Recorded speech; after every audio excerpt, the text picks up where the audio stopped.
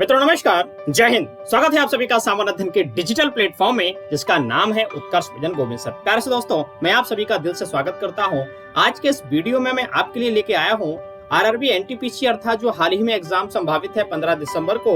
मैंने रेलवे आधारित बहुत ही इंपॉर्टेंट एक मैं सेशन स्टार्ट कर रहा हूँ जिसमें साइंस आधारित बहुत सारी महत्वपूर्ण जानकारी मैं आपको देने जा रहा हूँ।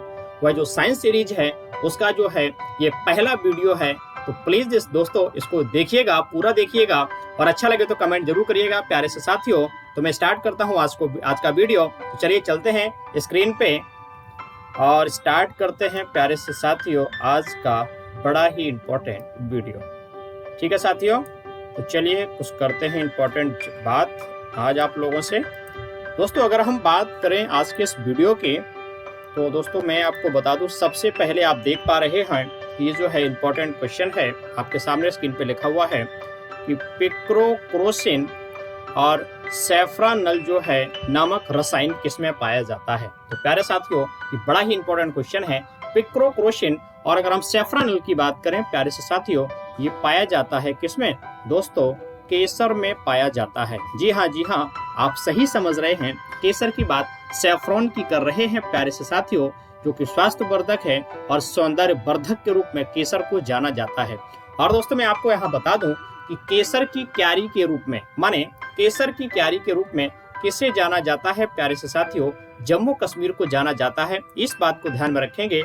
और प्यारे साथियों अगर हम बात केसर की क्यारी की कर रहे हैं तो केंद्रीय केसर अनुसंधान संस्थान कहाँ पर है, तो प्यारे साथियों श्रीनगर में।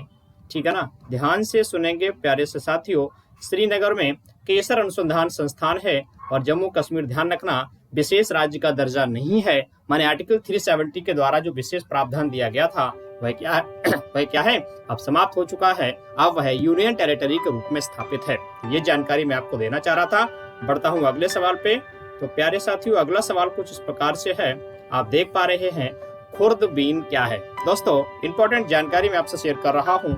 खुर्दबीन क्या है, तो खुर्दबीन की अगर हम साथियों बात करें तो खुर्दबीन जो है प्यारे साथियों, इसको हम दूसरे अन्य नाम से जानते हैं सूक्ष्मदर्शी के रूप में।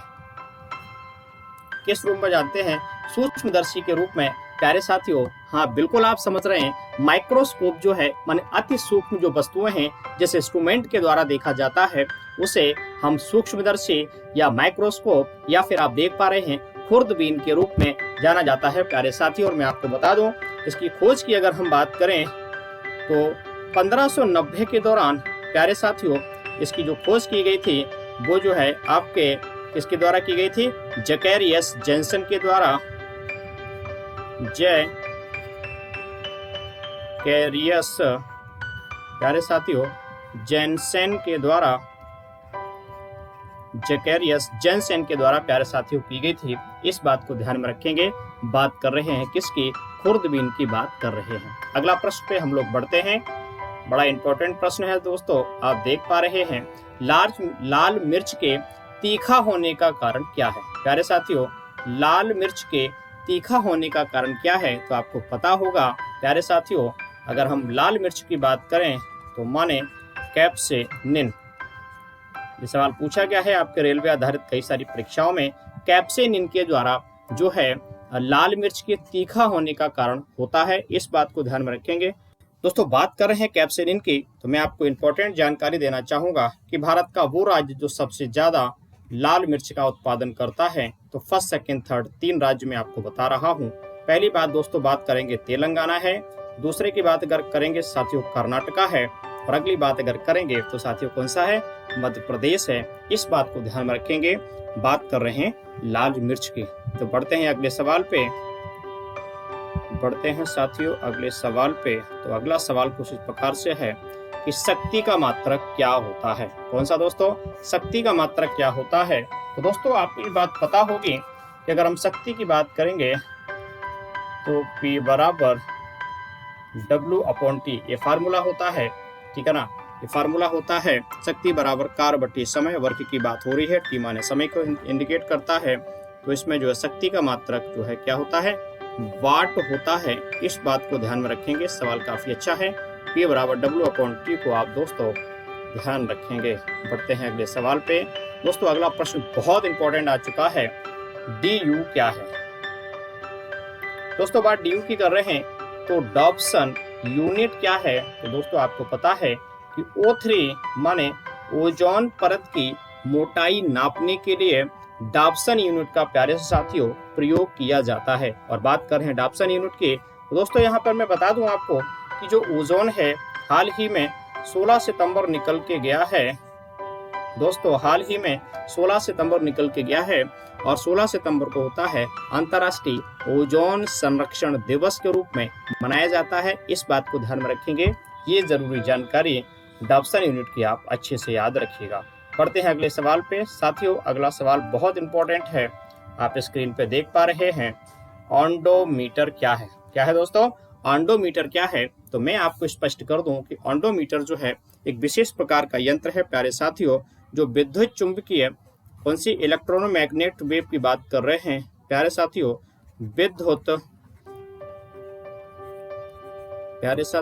विद्युत चुंबकीय जो है तरंगों की आवृत्ति मापने के लिए, विद्युत चुंबकीय जो तरंगे हैं उनकी आवृत्ति को नापने के लिए प्रयुक्त होता है ऑन्डोमीटर की दोस्तों बात कर रहे हैं। ठीक है, अगला सवाल है, आप देख पा रहे हैं। अगला सवाल है, कौन सी धातु सामान्य ताप एवं दाब पर द्रव अवस्था में रहती है। बात कर रहे हैं धातु की प्यारे से साथियों, तो बड़ा ही प्यारा आंसर होगा मरकरी, और जिसको अन्य भाषा में जानते हैं माने क्या, हिंदी की बात करेंगे तो इसे पारा के रूप में प्यारे साथियों जानते हैं। ठीक है दोस्तों, बड़ी इंपॉर्टेंट बात है, मरकरी अर्थात पारा की बात कर रहे हैं। ये सवाल आपसे पूछा जाता है कि जो स्फिग्मोमैनोमीटर होता है, इस स्फिग्मोमैनोमीटर होता है माने जिसमें आप देखते हैं कि ब्लड रक्तचाप जो होता है, ब्लड प्रेशर को नापा जाता है, उसमें माने स्फिग्मोमैनोमीटर में कौन सी धातु होती है। माने अगर हम बात करें कौन सी, अर्थात मरकरी ही होती है, जो सामान्य ताप व दाब पर तरल अवस्था में वह धातु रहती है। ठीक है, इस बात को ध्यान में रखेंगे दोस्तों। बढ़ते हैं अगले सवाल पे। पदार्थों की अम्लीयता एवं क्षारीयता प्रदर्शित होती है, ठीक है ना, वह किस आधार पे होती है प्यारे से साथियों। बड़ा ही स्पष्ट अच्छा प्रश्न है कि पदार्थों की जो अम्लीयता एवं क्षारीयता प्रदर्शित होती है वह पीएच मान पे आधारित होती है। और बात पीएच मान की करेंगे तो पोटेंसी ऑफ हाइड्रोजन तथा पावर ऑफ हाइड्रोजन, कुछ भी कह सकते हैं, वो होती है। और यहाँ पर अगर हम पैमाने की बात करें 0 से लेके 7 से लेके 14, माने अगर हम 0 माने 1 2 3 वाली अगर हम बात करें, यहाँ पर अम्लीयता जो है वह ज़्यादा होती है। और फिर आगे बढ़ते जाएंगे तो यहाँ पर 7 की जो स्थिति है वह पीएच मान की उदासीन अवस्था में मानी जाती है। फिर यहाँ से जो है क्षारीयता वाला जो कॉन्सेप्ट है वह बढ़ता है। इस बात को ध्यान में रखेंगे दोस्तों, ध्यान रखेंगे कि पीएच मान जो है एक बहुत इंपॉर्टेंट माने अम्लीयता क्षारीयता को प्रदर्शित करने वाला एक पैमाने है। तो दोस्तों बात कर रहे हैं कि जो पीएच मान है वो मैंने अभी आपको बताया 0 से लेके, यहाँ अम्लीयता ज्यादा होगी, यहाँ कम होगी, और फिर क्षारीयता का ग्राफ बढ़ेगा। इस बात को दोस्तों ध्यान रखेंगे। ठीक है, और यहाँ पे अगर बात करेंगे तो उसकी खोज किसने करी, तो एक वैज्ञानिक थे। ठीक है ना, एक वैज्ञानिक थे दोस्तों, इनकी अगर हम बात करेंगे तो जो है वैज्ञानिक थे सोरेनसन।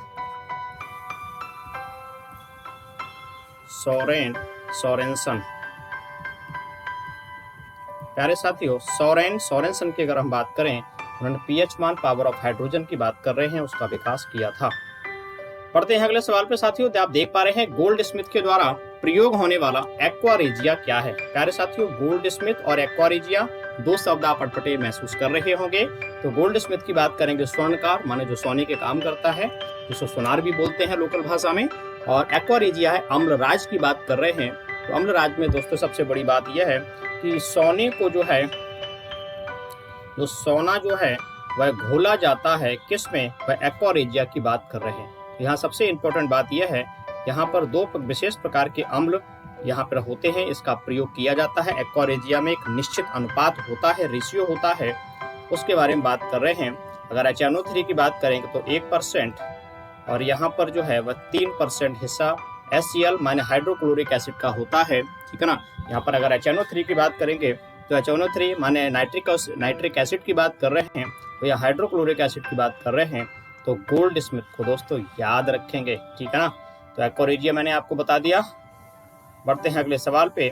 जीवों में आनुवंशिक लक्षण संतान में ले जाने का काम कौन करता है? बड़ा ही इंपॉर्टेंट प्रश्न है प्यारे साथियों। ये जो काम होता है वह गुणसूत्रों के द्वारा होता है। किसके द्वारा?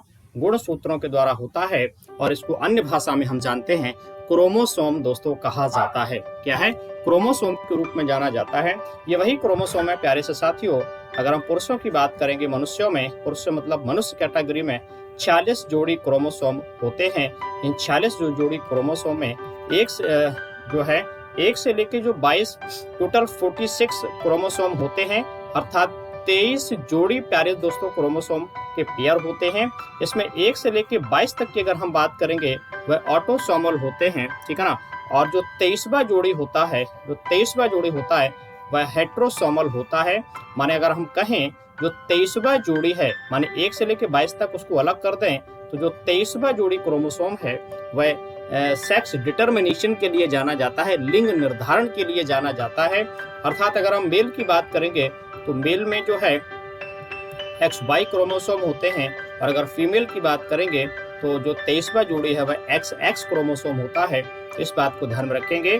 X से X का जब फ्यूजन होता है तो वह लड़की का जन्म होगा, और XY की बात करेंगे तो लड़के का जन्म होगा। ये कॉन्सेप्ट है सेक्स डिटर्मिनेशन। कभी बायोलॉजी वाला जब चैप्टर आएगा तो मैं आपको विस्तार से इसमें और भी बताऊंगा, ठीक है दोस्तों। तो ये बात होगी क्रोमोसोम की। और मैं आपको बता दूं दोस्तों, गुणसूत्रों की जो खोज है, जो विकास है, ठीक है ना, वह किसने किया था? कार्ल विल्हेम ने किया था दोस्तों। कार्ल विल्हेम नागिली, ये वैज्ञानिक का नाम है दोस्तों, याद रखेंगे इसको। कार्ल विल्हेम नागिली जी ने किया था। कब? 1842 में। 184 की बात कर रहे हैं। 1842 में प्यारे साथियों इसका जो है विकास जो है खोजा गया था। इस बात को ध्यान रखेंगे। बात कर रहे हैं आनुवंशिक लक्षणों की। दोस्तों एक छोटा सा प्रयास था। बहुत महत्वपूर्ण प्रश्न मैंने दिए हैं। 10 क्वेश्चन प्रत्येक वीडियो में आपको दे दिया करूंगा। आप इसको तैयार कर लीजिएगा, और इस प्रकार से आपका विश्वास का जो लेवल है वो हाई होगा। वीडियो अच्छा लगे तो चैनल को सब्सक्राइब भी करिएगा, और प्लीज इसको शेयर भी करिएगा, जिससे और बच्चे भी लाभान्वित हो सकें, ठीक है। तो चलिए मिलते हैं किसी नेक्स्ट वीडियो में। Thank you. जय हिंद।